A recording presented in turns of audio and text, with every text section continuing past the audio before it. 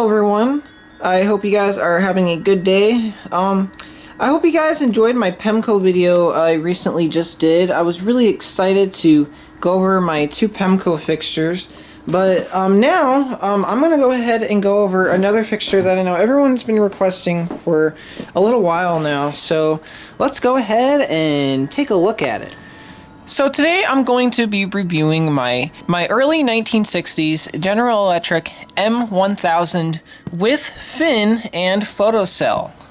So this is a very impressive fixture. I'm super excited to have in my collection, as this fixture actually historically is very, very popular, but unfortunately a lot of people don't have. So a little bit of a backstory on this. Apparently this fixture came from a town called Yucca, Mississippi. They had a few of these on a main road, and basically what was recently happening is these fixtures were being replaced. They were actually still in service and working, but of course with the LED takeover that's going on right now, these fixtures were unfortunately being replaced with LED. There was an intersection with apparently 7 of these that were still in service, and they're all original, or at least they all were original in components and stuff, and unfortunately 5 of these were already scrapped and replaced with LED. So basically this fixture right here is one of General Electric's, I believe, first 1000 watt mercury vapor fixtures. General Electric, back in the very late 50s, decided to come up with their own style of cobra head fixtures, and a couple of popular fixtures that people may know of are the General Electric M250, the General Electric M400, and the General Electric M1000. And basically it was a trend of the time where cobra head fixtures were starting to become a cool thing because they had the ballast components mounted inside them, and they just looked very nice. So General Electric made this fixture, and when they first came out with this fixture, the technology wasn't really compacted down yet, so that's kind of why you have a fin up here keeping the capacitors away from the insides where they could get overheated and go bad. I will say the very first version of this from 1959 was a slight bit different. The latch on the front, and I'll point it out again when we go over it, the outside, but the latch didn't have that little thumb piece sticking off that you can kind of see right there. And yeah, I think that really was the only minor difference. But as commonly well known as this fixture is, as of today, these 1000 watt finned M1000s are actually becoming very hard to find, and not just because LED is taking over, but these fixtures in general just have some problems that that came from the 1960s. And basically what would happen is these fixtures would have bad capacitors. The reason why they made this fin is so that they could keep the capacitors away from all the heat that the lamp would give off, but still with the capacitor technology at the time, it's the capacitors would fail to a short, thus burning these ballasts up. So it's very hard to find these in original components. I'd say they're pretty rare. I really only know of a couple other places actually in the country here that have these still in service, and I don't even really know if they're even working correctly still. Now usually you'll find these M1000s in older parking lots, most particularly in like Kmart parking lots, where Kmart really loved using these types of lights back in the day. But even those ones, they're not even original. They're usually converted over to metal halide and look kind of crappy with it, or either just don't work. But yeah, so this one right here is definitely a gem and very special, especially with the photocell socket. And like I said, since these were mostly found in parking lots, finding them with photocell sockets nowadays is actually pretty tough. This fixture is very impressive, and you guys might notice, but I don't have any background, background pieces here on the set. And that's just because this fixture is so dang big, and this fixture is also extremely heavy. Let me kind of just show you what I'm talking about. Here's me. It's a really, really heavy light fixture, but it's still really, really cool. Now, you might notice this fixture is also not painted or looking super, super, super nice yet. That's just because I haven't really had time to do any restorations on... that's just because I haven't had any time to do that kind of restoration on any of my streetlights, as this Christmas has definitely kept me really, really busy. But anyway, yeah, you can see in height as well. It's already at the top of my set. I mean, I have this thing zoomed out pretty far, and you can see it's almost up to the top of my bed there. So yeah, this is definitely a very big fixture. I'm sure you guys are extremely excited to have me review this fixture today, so let's go ahead and get started. Like I said, this fixture is very, very large and definitely pretty fat as well, but really, really cool. And one thing I really like about GE's early models of their streetlights is this nice streamlined design that has some nice angles. It's a really, really good design. You can see the fin up here. This fin is just cast aluminum, just like the rest of the body. And as for the metal, it's a pretty nice thick luminaire. And it's a little bit rough at the moment since some of the paint's wearing off, but it's definitely a good thickness. Very high quality metal, especially the fin up here. It's actually really, really thick. Just a thick separate piece of cast aluminum. Anyway, some people might not like this fin just because it looks a little bit stupid. Personally, I think the fin is a nice aesthetic piece. That really makes the fixture look good, especially in its for its time period. So yeah, let's go down again real quick. Yeah, it's kind of hard to get the the size of this fixture right on camera. It really is a big fixture. The glass is pretty cool on it, and yeah, it's just huge. It's just overall huge, but very nice, big, high quality fixture. It is a really cool design, but one thing I want to do real quick is actually compare this one real quick just with my step door version, just so we can see what the very first version of this looks like compared with the modern version. And again, like I said, my M1000s are just so big. So you can see here's the old one, and then here is my newer step door version right here. And they are pretty different. One thing that's actually a main difference is the glass. This has deep General Electric glass, and then this one has shallow glass, which is pretty commonly found on the step door versions. I think the shallow glass is definitely better on that one than the on the old one here. Of course, this one has the fin with photocell. This one's just flat on top, just has a standard base. Your step door here is the extended part on the back of this. Of course, this one don't have the step door, it just comes back and slants straight up. And paint scheme is different. Most of these were really ever found in silver matte paint, and then these were all painted a white color. Pretty common. Your latches are the same, except you got this little tab on this one, which I will show you in a minute when we go to open. And then this one's just a plain button. So yeah, it takes up my camera because these are just so stinking big. But yeah, you can see some differences here that are pretty cool. The slip fitter actually as well. You can see 2 bolts on the back here for your slip fitter to clip it down. And you don't have that on this older one, as the slip fitter bolts are inside. So yeah, definitely some differences going on there. Let me go ahead and put that one back now, and we'll go ahead and focus on this one again. We'll go ahead and take the photocell off for a minute here. One thing I was also lucky to find was a vintage photocell for this streetlight. So this right here is just a quick response General Electric photocell. These were pretty commonly used back then in a lot of their lights. And this actually came out of a traffic light that I had also gotten over Christmas as well. And the traffic light had a bunch of hack jobbing stuff in it, but they had this photocell in there, and I thought that this photocell would be perfect to assign to this light. So yeah, pretty cool. It's nice and big. It's a really high quality photocell, and it's definitely a very, very quick reacting photocell as well. So yeah, pretty cool. I'm glad to have something as big and bulky like that on this fixture. But let me go ahead and take this off and show you the photocell socket that's up on top of here. So just like every other GE photocell socket, it's pretty simple to move your photocell socket to any position you want. All you got to do is undo these 2 screws here a little bit, and then your photocell socket will turn and twist in any position you need it to face. Once you have it in that position, all you got to do is screw the 2 screws back down, and it'll tighten it right in place. So pretty straightforward. Yeah, like I said, your fin holds your capacitors. I will say these aren't the original capacitors in this picture, and that's why a lot of these are not really very common because of that capacitor problem, and it's really a shame because these types of fixtures are very, very unique now and very cool, especially in this wattage. You know, I see a lot of 1960 stuff around Detroit all the time. I see M400s, I see M250s.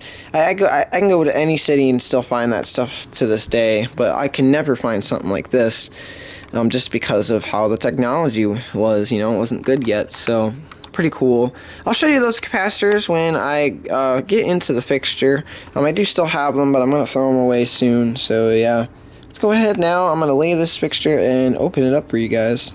Alright, now before you open your fixture, this is a weird fixture to open since it has this big fin on it. You really can't lay it flat, so I just wanted to put a little disclaimer first to take your photocell off first so you don't crush it, and then, you know, flip it over just very, very, very carefully because it is a heavy fixture, and yeah, see, it won't sit flat, but I at least can turn it on its side and kind of show you guys how you open it.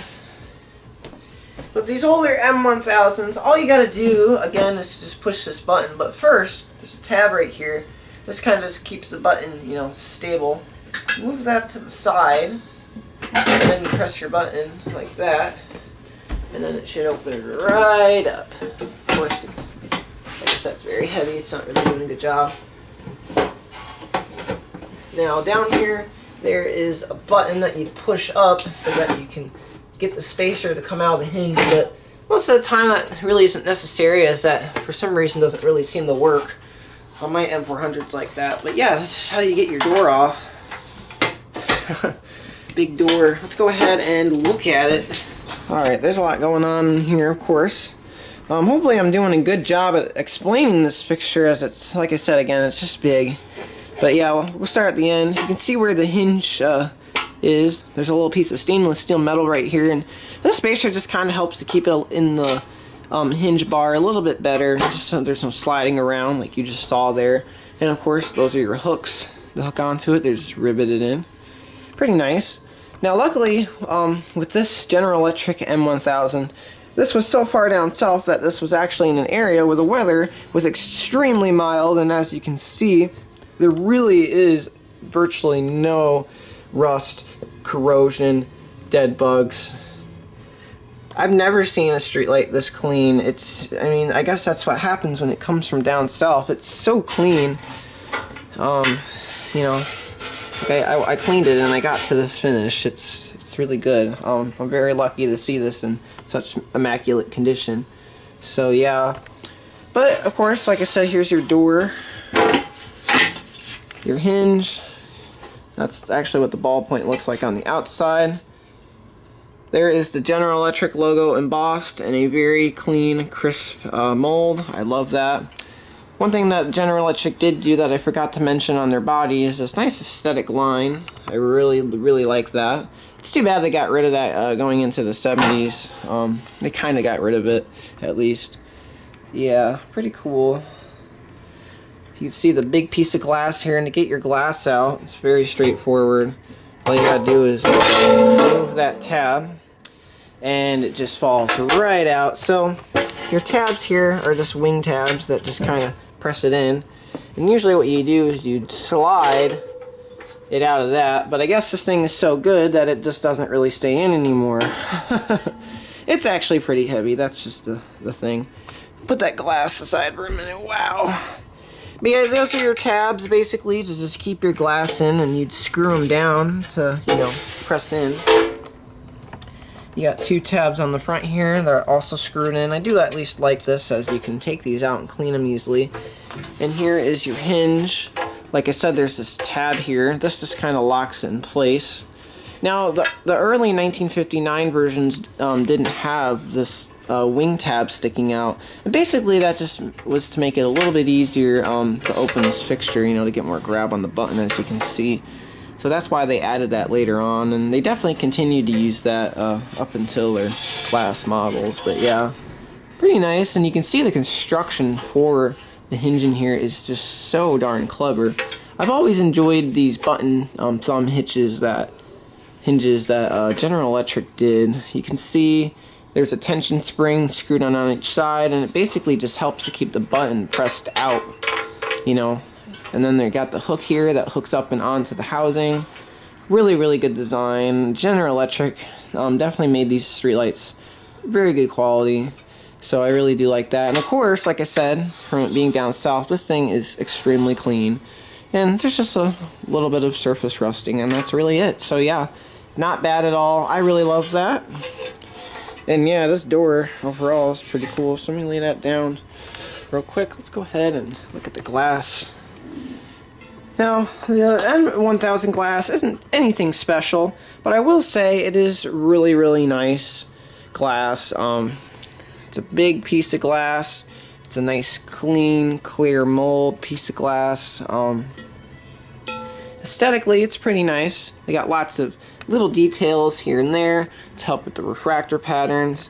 And they got the GE logo nicely embossed on the fixture. And it's pretty clean and clear in mold too as well. If we look at the rim, we should see it says General Electric Company, blah blah blah. Face it this way.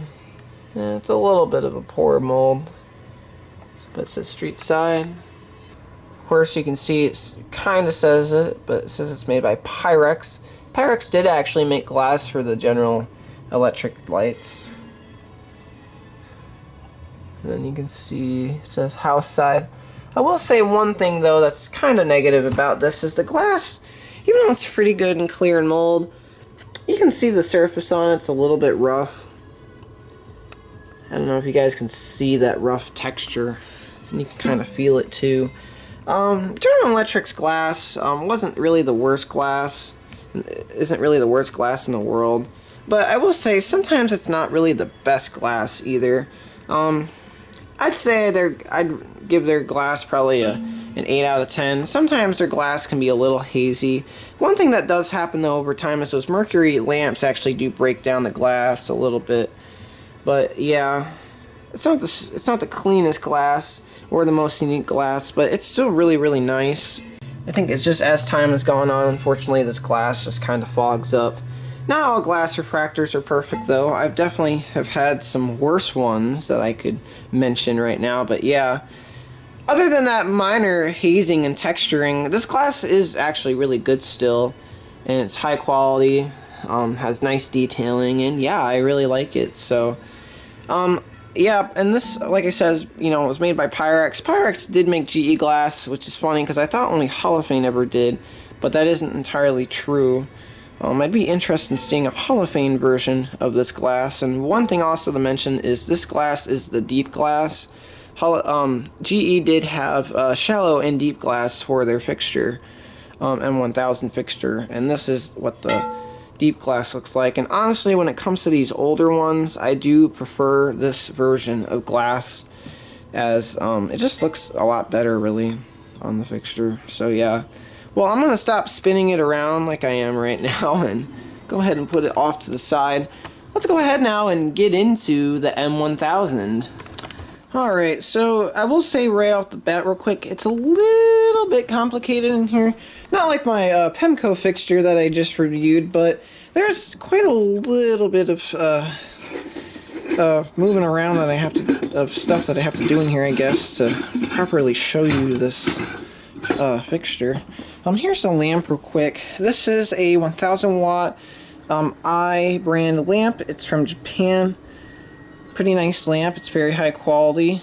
This is a lamp I'm running here. It's a nice clear mercury. Definitely a good lamp for an old vintage fixture like this.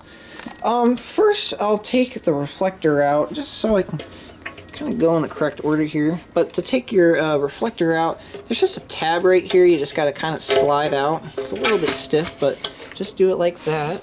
And all you got to do is kind of slide it off the socket. Pretty simple. I'll go ahead and put that aside. And yeah, here is kind of what's going on here. So you guys see your wires going up to the fin and your socket terminal here and stuff. So let me show you this first. So here's your slip fitter. One thing that GE did back then was really give you a lot of room for adjustment for your fixture here. So you got your back clip that just basically keeps the fixture secure, and then this is your adjustment clip. To have your fixture pivot either up or down, all you got to do is loosen these screws up a little bit, and it's a little hard just because, you know, it's kind of old, but you loosen those and you can lift this up or down, and then these screws right here you tighten, and it basically just pushes itself into the arm and secures itself. So pretty nice, and it's made of a really high quality, really nicely finished cast aluminum, both these clips. So really proud of that. GE definitely did a good job. Going up here, you can see the transformer. I'm going to hold off on that for just a moment. I want to show you guys the socket terminal in here. So one thing I really liked about, or do like, about GE's older streetlights is their socket terminals. You basically got the light socket mounted to this really nice piece of Bakelite plastic, and the socket terminal screw mounts are actually, you know, directly mounted. It's all one piece, and it's really high quality. It's really nice, really big and thick. You can see you got your screws there and all your wires. Really, really cool. And they have this nice piece of metal here. This is the metal metal bracket for the socket here in terminal. Really, really cool assembly here. It's kind of a lot to work around, but not bad really at all. I'll go ahead and screw it real quick. Take this completely off though. Let me at least explain real quick what some of these wires are doing. So, yeah, there's a lot, like I said, going on. So, this is a 120 240 volt fixture, and it's like it's a CWA transformer. And when it's 120 240 like this, I'll show you a little bit more closely when I take this off, but to wire it for either 120 or 240, you have to reposition the wires a certain way to get the voltage you want.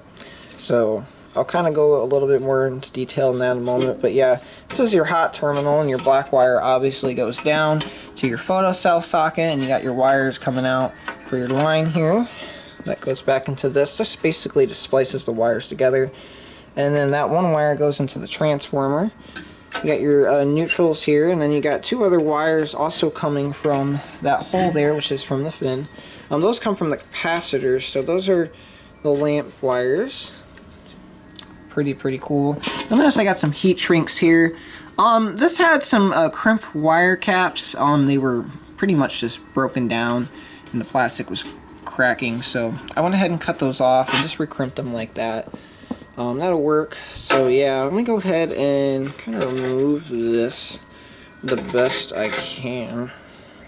Can't really move it up too much, but you can see the transformer here, and like I said, it's a 120 240 transformer, and it's currently wired for 120, but I don't know exactly how to do it off the top of my head. But to get 240, you gotta you can see these are spade terminals. You gotta move some of the plugs around and have it plugged in a different position to get to 240, because only a couple of these coils are really being used right now for the 120, from what I know. So yeah, and right off the bat, I don't know if I mentioned this already, but this transformer is extremely loud.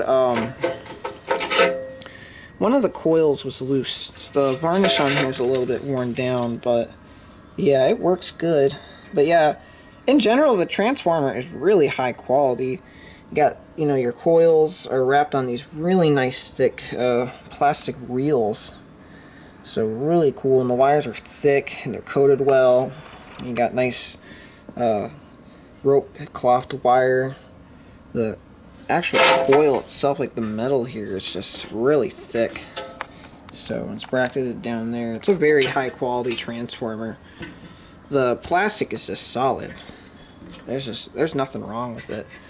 It's very good, so I'm really proud of that. GE really did make this fixture high quality.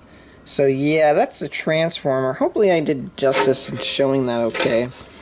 One thing I did forget to mention, and I'll mention that real quick. This does have some room for adjustment. You can move it forward to this T position, the light socket here, but that's really it. There's not really much adjustment you can do on this. Now again, I don't really care for that type of feature. I really think the bulb should be directly in the center of the reflector, but I know some people don't prefer that. But anyway, yeah, that's pretty much that. Let me go ahead and get those two screws. I'm not going to do that on the video, but those two screws hold the fin in. Let me take all this apart and show you guys what the inside of that fin looks like, because it's really cool. Alright, so I got the fin off. You can see it's actually quite long. One thing I did when I took this fixture apart at first is I labeled the wires, because you got a lot of crap coming out of the fin here, as you can see. So one thing to note is when you're taking this fixture apart and restoring it, label your wires so you know where they go back to, because if you don't do that, it's really going to screw you up. I will say, when I did take apart this fixture, I did actually kind of make that mistake. I only labeled a couple of the wires, but I was trying to rewire it because it was actually already wired for 240 volt. But luckily I was able to figure it out. But yeah, make sure you label where your wires were so that you don't mess something up, because you don't want to wire the fixture wrong and have it either just not work correctly or just mess something, or just, you know, like mess something completely up and make it not work at all. So yeah, make sure you label where your wires are so you can put everything back to where they were, because there is a lot of crap that comes out of this fin. So yeah, that's definitely important. But anyway, that's not a disclaimer. I'm not responsible if you guys fuck up, so just saying. But yeah, here's your fin, and to get into the fin, you can see there's kind of a plate right here. All the capacitors sit on this plate, and this plate is screwed in with just 4 screws, as I'll show you right here, if I can do it without slipping the screwdriver. So there's 1 screw. That's done. There's 2 screw. If I can get this on camera, I'm just going to loosen them a bit. And then you got 2 more screws up here.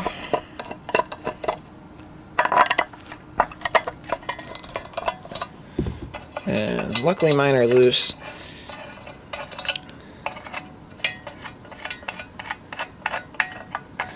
Really cool. Yeah, like I had said, this fixture was in really good condition from it being so far down south. There's like absolutely no rust in here. Yeah, and you just kind of lift it. It's a little hard because you got various wires here, like photocell wires and such. But yeah, I can kind of lift that off. Just pull those out for now. I'll set that aside. So here is just the inside of the fin. Again, your photocell socket here, and you got a spin plate, like I had said, that GE has it mounted to, so pretty nice, and it's really thick. And yeah, it's just really high quality in here, and really well finished, high quality cast aluminum. It's wonderful. So I really do love this. But anyway, I'm gonna go ahead and put that aside and bring over some capacitors over here, because I want to show you guys something. And this is exactly what I was talking about in the beginning of the video. Ooh. Yeah, I think that one is getting worse. So, alright, so here is that little plate where the capacitors sit in the fin. So you'll see I got some new capacitors here, and like I had mentioned, a lot of these fixtures, the old caps would fail. Now, I will say, I think these 2 capacitors are okay. These right here are the originals. But this one, if you listen, you can hear it. It sounds like a wooden block in there, and you can also see some swelling. It's just not right. This capacitor has failed to a short, and you can see the short in there just basically burned up the inside. You can hear like a wooden block in there. That's all the stuff inside. All the oil is basically burned. So yeah, this cap is basically garbage at this point. And I think actually, I'm not going to try to do it on camera, but yeah, you can see I can bend that. That top terminal is just about to fall off. So yeah, that's a bad cap for sure. But at least these 2 here aren't in terrible shape. So I can at least show you what the caps did look like in here. So just some GE caps. If I can get the camera to focus, it never really seems to want to. Hold on. Here we go. So yeah, nice GE emboss on there. Pretty cool. See, it says capacitor. So yeah, these older fixtures usually would use 3 capacitors, just because the capacitor technology wasn't super good yet. But yeah, you got 3 capacitors here, and you would have two of the standard size ones, which nowadays the MFD values would be much higher on these, and you could have more capacitance with those. And then you'd have one small one. Here is the small capacitor. If I can, of course, it won't ever want to focus. There we go. Nice little mini GE capacitor. You can see the little logo on it, made in USA. So yeah, it's a shame these are failed, because they really feel good compared to newer capacitors. They're nice and thick. You can kind of hear the oil in that one still. That one's okay. Same with that one. But yeah, that middle one burned. When this guy got this fixture actually was running, but one thing that does start to happen, of course, is when these capacitors start to fail, and I think I've mentioned this in a couple other videos, when they fail to a short like that, the transformer's working harder now. It's trying to draw more current because these capacitors aren't regulating the current, so basically when the lamp starts to struggle to run, the transformer has to work harder. And then eventually you get to a point where it works too hard and then it just burns up. So that's kind of why that is probably loud, because this capacitor has probably been failed for an extremely long time. And just, yeah, it's it never really was checked over. Of course, no one's gonna take the time to do that, but on the bright side, the fixture, luckily, the transformer wasn't burned up, so I'm glad it never got to that point. But yeah, it's sad that the capacitors are failed. Anyway, I'm going to put those aside. I'm going to show you the new ones I put in here. But yeah, here's basically how your capacitors would mount. Now, originally with the old ones, there was actually a black rubber pad at the bottom of this, kind of, it was just kind of there for like a cushion, to keep the capacitors from scratching up against the fin.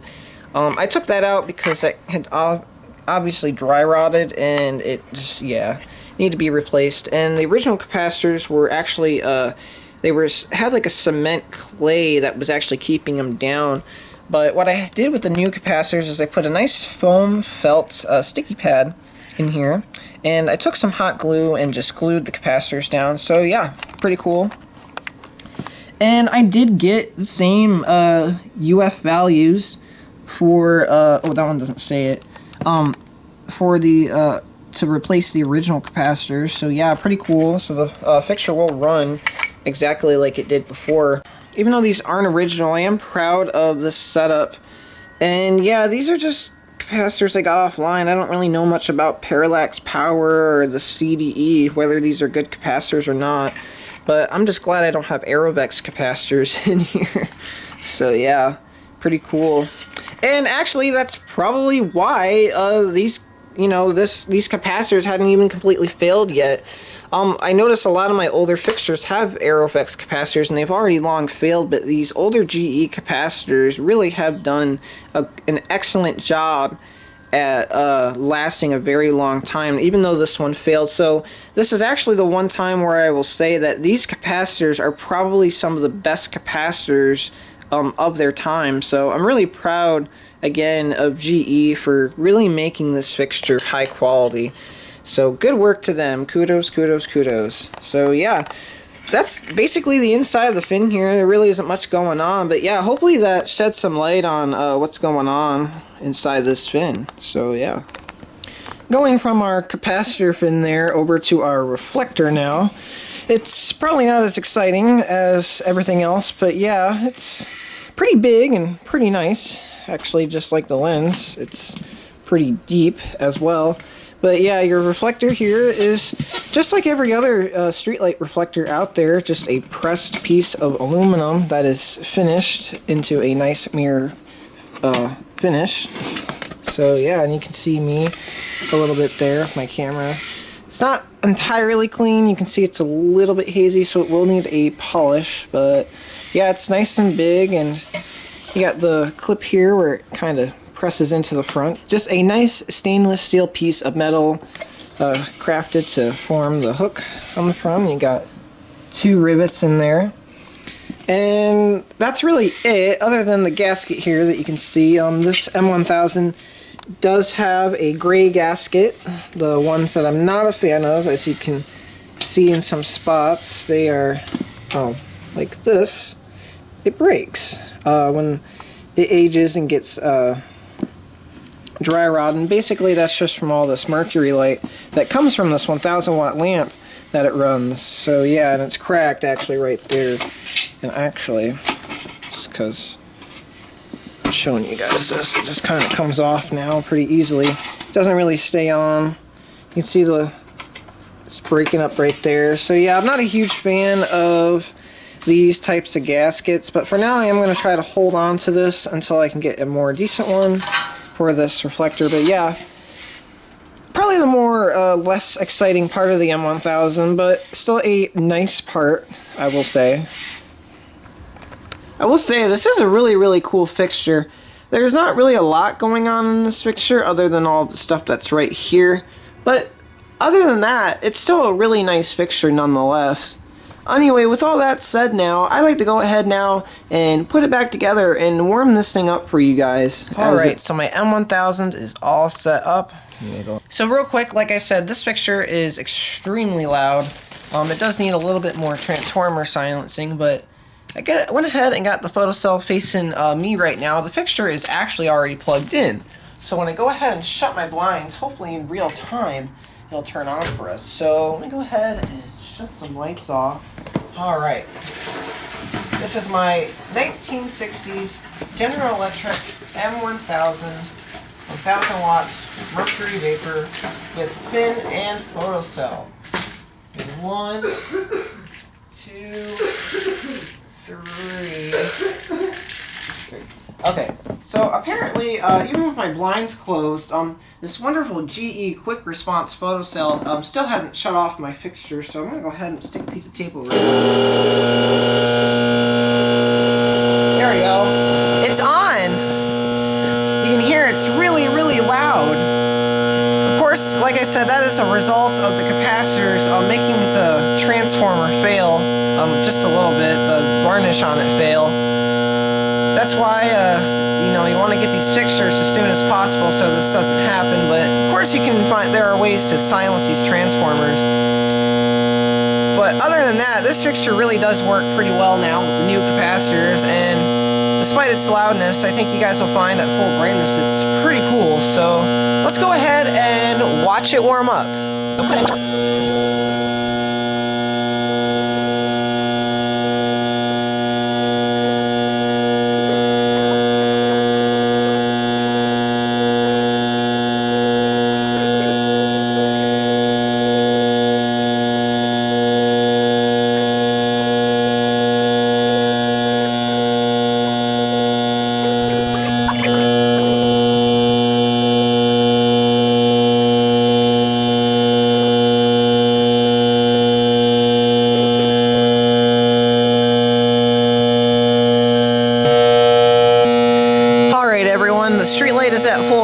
And as you can still hear, unfortunately it's still extremely loud.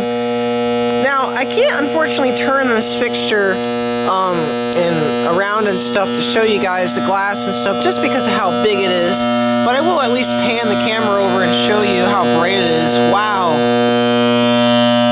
really pretty.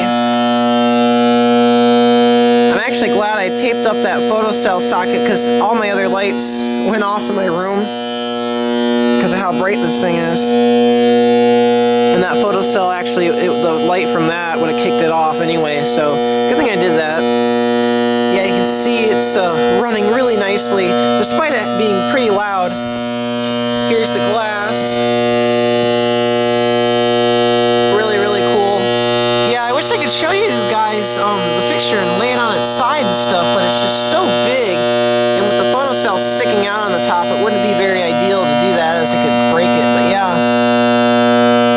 see those bead patterns, and there's definitely lots of heat coming off it, as it's a very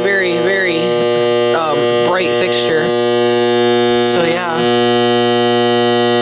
really cool. Again, you can see all the rest of the fixture. fixture.